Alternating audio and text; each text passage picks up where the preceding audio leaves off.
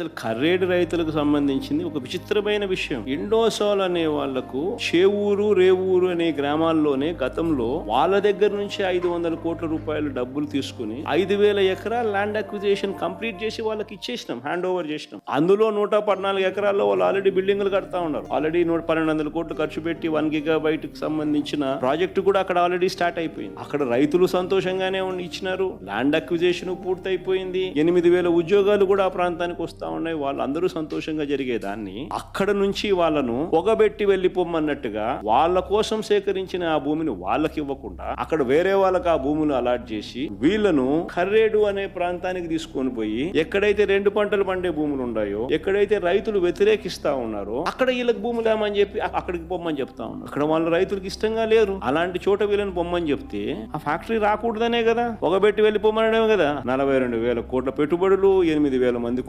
ఉద్యోగాలు వచ్చే అవకాశాలు, ఇవన్నీ మీరు ఏం చేస్తా ఉన్నారు? ప్రాజెక్టులు రావడానికి చూస్తున్నారా, ప్రాజెక్టులను పంపించడానికి చూస్తున్నారా? ఒకవేళ ఇదే BPCL కు మీరు ల్యాండ్ ఇవ్వాలనుకుంటే ఇంకా వేరే ల్యాండ్ లేదా? వీళ్ళ కోసం అక్వైర్ చేసిన ఈ ల్యాండ్ లో ఇక్కడే వీళ్ళని తీసేసి ఇక్కడే వీళ్ళకి ల్యాండ్ ఇచ్చి వీళ్ళను కాంట్రవర్సీ ఉన్న చోటికి వీళ్ళ ప్రాజెక్టును అక్కడ పెట్టించే కార్యక్రమం చేస్తా ఉన్నాడనంటే అసలు ఈయన కుట్రలు అన్నది ఏ స్థాయిలో ఉన్నాయనే దానికి అర్థం. పరిశ్రమలను ప్రోత్సహించడానికి ఈ మనిషి లేడు, పారిశ్రామికవేత్తలను బెదిరించి వాళ్ళతో సొమ్ము చేసుకునే దానికి ఈయన ఉన్నాడు.